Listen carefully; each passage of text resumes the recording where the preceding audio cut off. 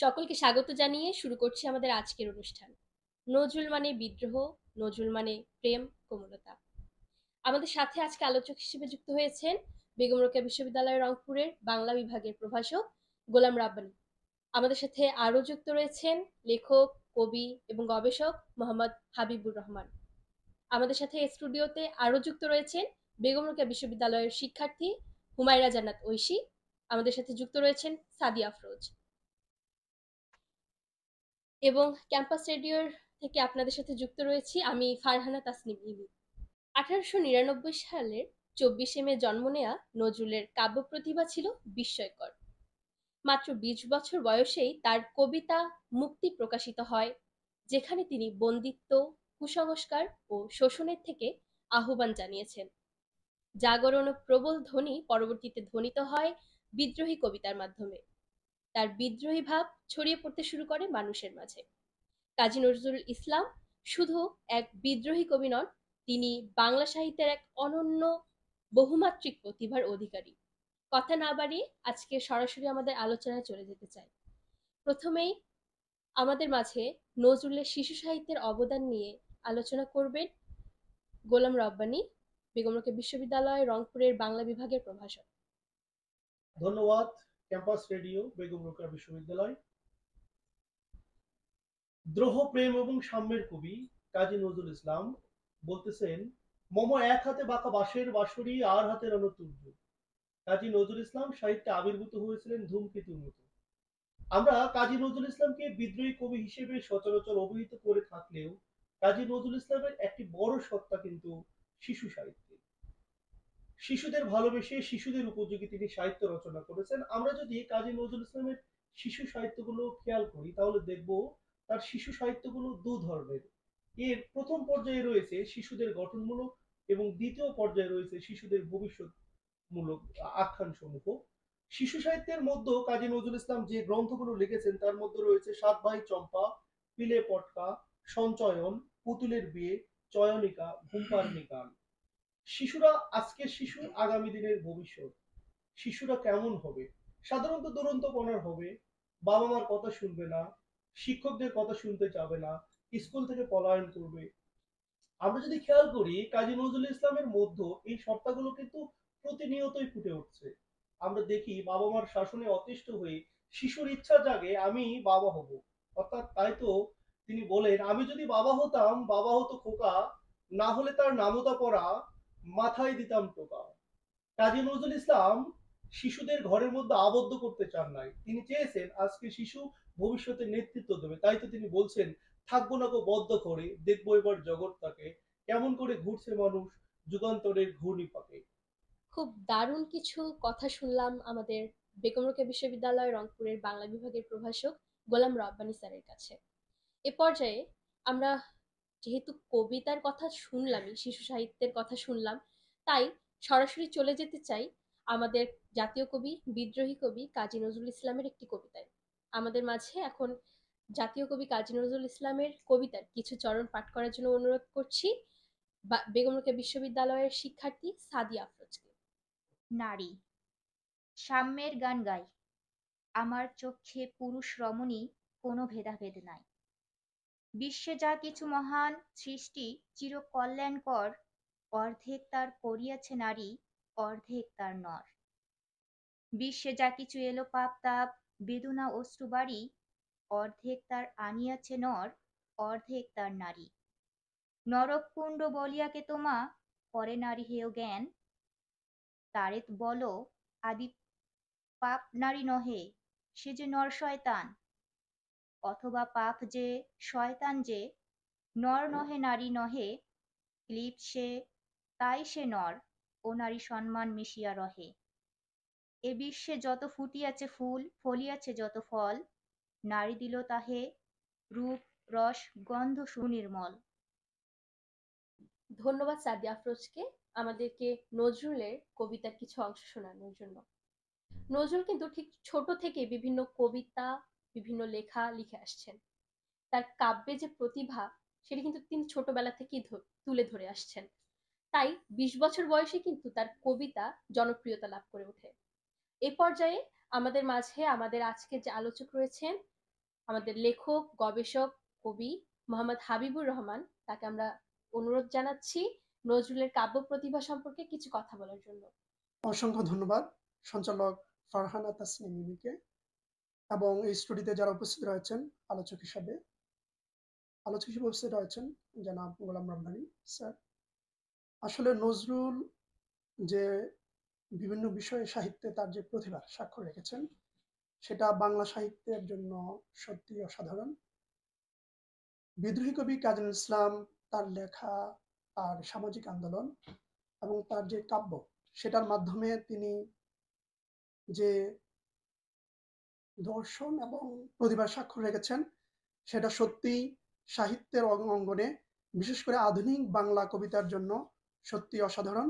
বাংলা সাহিত্যে নজরুলের কাব্য প্রতিভা তৎকালীন সমাজ এবং বাস্তবতায় বিদ্রোহ, সমাজ সচেতনমূলক যে লেখা সেটা আসলেই আজও আমাদেরকে আলোড়িত করে। এবং তৎকালীন যে লেখক রয়েছেন, বিশেষ করে রবীন্দ্রনাথ ঠাকুর সহ প্রতিষ্ঠিত লেখক, তাদের ভিত তিনি নড়িয়ে দিয়েছেন। নজরুল এমন সময়ে বাংলা সাহিত্যে প্রবেশ করেছেন অগ্নিবীণা কাব্যগ্রন্থ নিয়ে। তার যে আবির্ভাব সেটা বাংলা সাহিত্যের জন্য যেমন আনন্দের বিষয়, তেমনি প্রতিষ্ঠিত লেখক রবীন্দ্রনাথ সহ তাদের যেই নতুন একটা ধারা তিনি সৃষ্টি করেছেন তার এই কারণ ওই সময়ের যারা লেখক কবি সাহিত্যিক ছিলেন তারা রবীন্দ্রনাথ ঠাকুরের প্রতিষ্ঠিত লেখা এর বাইরে গিয়ে চিন্তা করার তাদের সুযোগ হয়নি। নজরুলই এমন একজন ব্যক্তি এবং কবি, তিনি নতুন দিগন্ত উন্মোচিত করেছেন। তার লেখায় ছিল যেমনিভাবে সাম্য, তেমনি বিদ্রোহ, দ্রোহ ইত্যাদি বিষয় সাহিত্যের এমন কোনো ক্ষেত্র নেই যেখানে আমরা নজরুলের যে প্রতিভার স্বাক্ষর আমরা পাবো না। যেমন আমরা যদি তার কাব্য প্রতিভা নিয়ে আলোচনা করি, আমরা সাম্যবাদ দেখবো, সেখানে আমরা দেখি যে নজরুলের যে সাম্যবাদ সেটা কিন্তু সমাজতান্ত্রিক যে সাম্যবাদ সেটা থেকে সম্পূর্ণ ভিন্ন। যেমন তার সাম্যবাদ যে কবিতাটা সেটা সাহিত্যিক সমালোচক বাংলার আমাদের আলোচক আছেন তিনি বুঝবেন, যেটাকে সাম্যবাদ একটা কাব্যগ্রন্থ হিসাবে বা একটা কবিতা হিসেবে বিবেচনা করা হয়। এখানে আরো 10টি উপশিরোনামে কবিতা রয়েছে। যেমন সাম্যবাদী কবিতায় কুলি মজুর নামে তিনি সেখানে বলেন, তুমি শুয়ে রবে তেতলার পরে, আমি রহিব নিচে, অথচ তোমারে দেবতা বলি, সে ভরসা আজ মিছে। এই যে মানুষের যে অধিকার এবং মানুষের যেই সাম্যবাদ সেটা কিন্তু নজরুল তুলে ধরেছেন।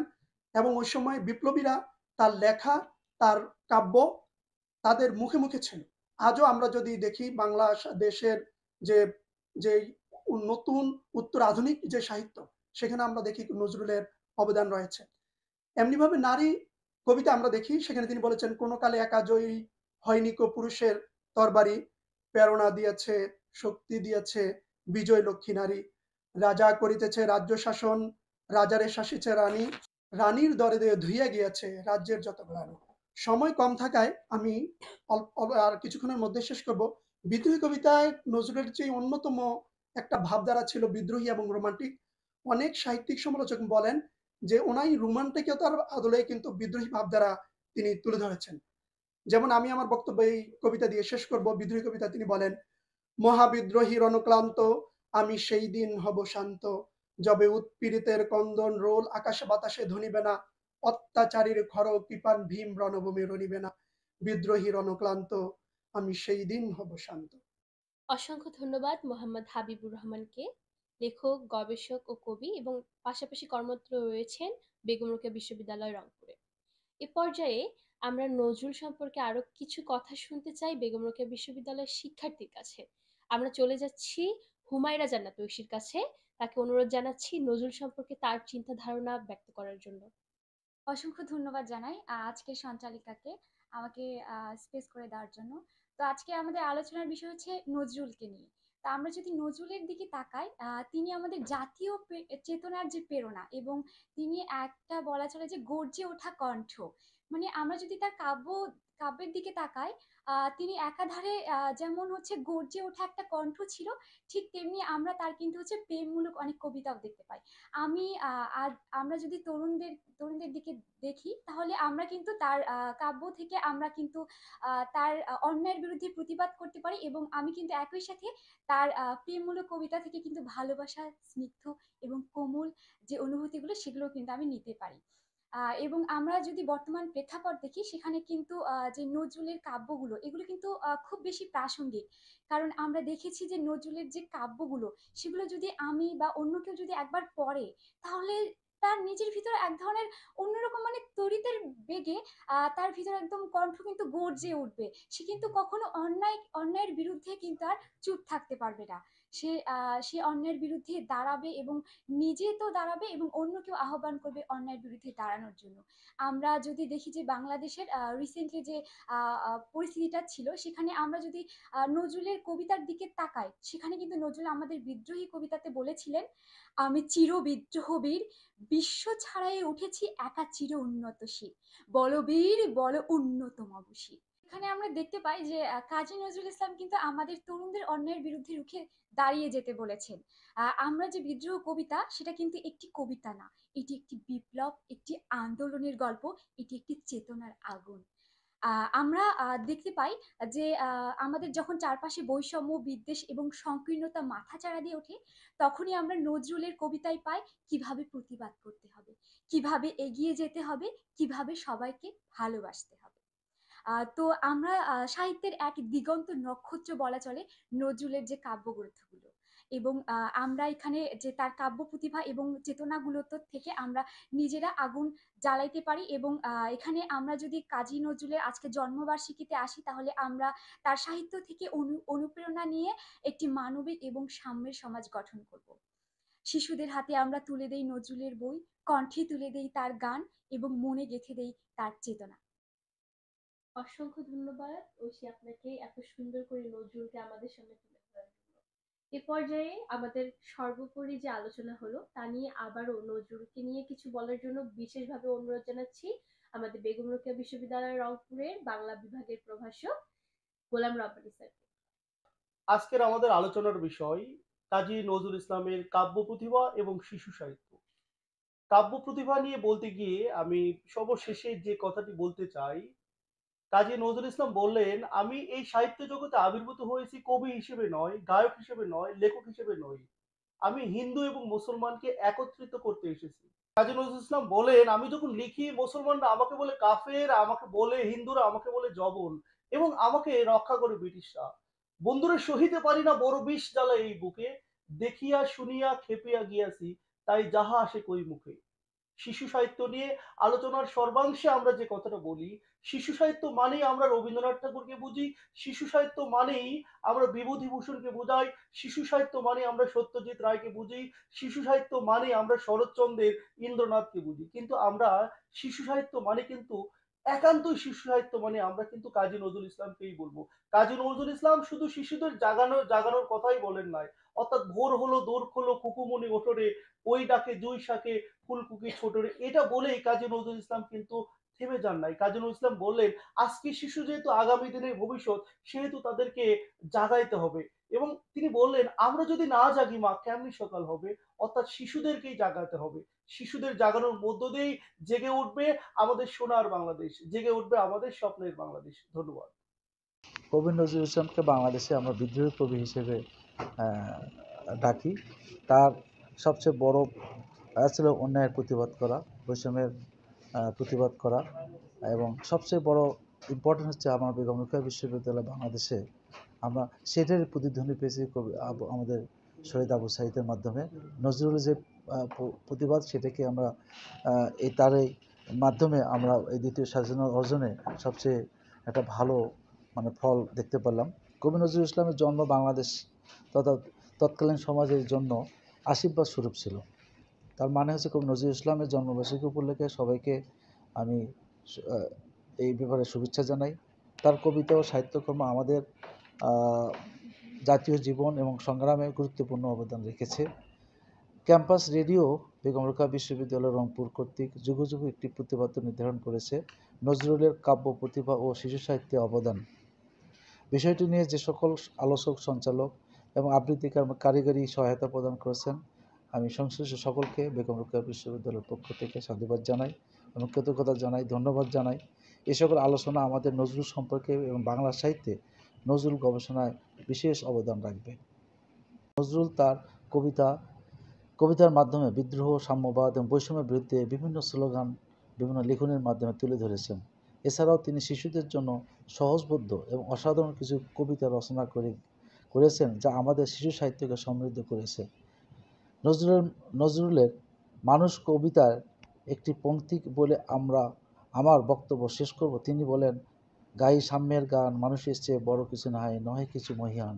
এই যে সবচেয়ে বড় দুটা কবিতার পংক্তির মাধ্যমে আমরা সবচেয়ে বেশি অনুপ্রাণিত হই, তারা শিশু সাহিত্য এবং সামাজিক বিষয়গুলোকে তুলে ধরে এই কবি নজরুল ইসলাম এই উপমহাদেশের মধ্যে একজন বিদ্রোহ কবি নামে পরিচিত লাভ করেছেন। সেই বিদ্রোহের দাবানলে বাংলাদেশের আপামর জনসাধারণ বিভিন্ন অন্যায়ের এবং বৈষম্যের প্রতিবাদে যে সোচ্চার হয়েছে, তারই কিন্তু একটা প্রতিধ্বনি আমরা বর্তমান বাংলাদেশে দেখতে পাচ্ছি। আশা করি আমাদের বেগম রোকেয়া বিশ্ববিদ্যালয় সহ সকল বিশ্ববিদ্যালয়ের শিক্ষার্থী, আপামর জনসাধারণ এই নজরুলের এই গানের এই কবিতার পংক্তির মাধ্যমে সে যেন চিরঞ্জীব হয়ে থাকে আমাদের সমাজে।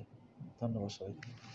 তিনি আসলে এমন একজন কবি, যার লেখা, যার কাব্যগ্রন্থ বা শিশুতোষ সাহিত্য যেটাই বলে না কেন, এগুলো কিন্তু মানে পুরনো হয়ে যায় না, একেবারেই সমসাময়িক। তার প্রত্যেকটা লেখনীতে আমরা আসলে জীবনের জয়গান পাই এবং আমরা দেখি যে আমাদের বিভিন্ন আন্দোলন সংগ্রাম, আমি যদি যে ২৪শে জুলাই আন্দোলনের কথাই বলি, সেখানেও দেখবো যে বা যে কোনো ধরনের আন্দোলন এখন যেমন জগন্নাথ বিশ্ববিদ্যালয়ে চলছে কিছু দাবি দেওয়া, মানে প্রত্যেকটা মুভমেন্টে, প্রত্যেকটা নবজাগরণে দেখা যায় যে তার কবিতা আলোড়িত হচ্ছে, আলোচিত হচ্ছে। তার লেখনী আসলে মানুষের মধ্যে, বিশেষ করে তরুণ সমাজের মধ্যে নবজাগরণ বা নবজোয়ার সৃষ্টি করে আমি বলবো। অসংখ্য ধন্যবাদ আমাদের মাঝে নজরুলকে এত সুন্দরভাবে ফুটিয়ে তোলার জন্য। বিশেষ ধন্যবাদ জানাতে চাই বেগম রোকেয়া বিশ্ববিদ্যালয় রংপুরের ক্যাম্পাস রেডিও পরিচালনা কমিটিকে। ধন্যবাদ জানাই পরিচালক ডক্টর মোসাম্মদ সিফাত রুমানাকে। বিশেষ ধন্যবাদ জানাই বেগম রোকেয়া বিশ্ববিদ্যালয় রংপুরের মাননীয় উপাচার্য অধ্যাপক ডক্টর মোহাম্মদ শওকত আলী স্যারকে। আরো ধন্যবাদ জানাই আমাদের আজকের প্রযোজক মোহাম্মদ সিদ্দিকুর রহমান সিদ্দিক এবং তার সহযোগী সুমন ও সিয়া, সাথে ছিলেন রিপন শাহরিয়ার। সকলেই ভালো থাকবেন, সুস্থ থাকবেন, নজরুলের মতোই উদ্যমী ও সংগ্রামী থাকবেন। ক্যাম্পাস রেডিওর সাথেই থাকবেন। আবারও দেখা হবে ক্যাম্পাস রেডিওর কোনো একটি বিশেষ আয়োজনে। ততক্ষণ পর্যন্ত আমাদের সাথেই যুক্ত থাকবেন।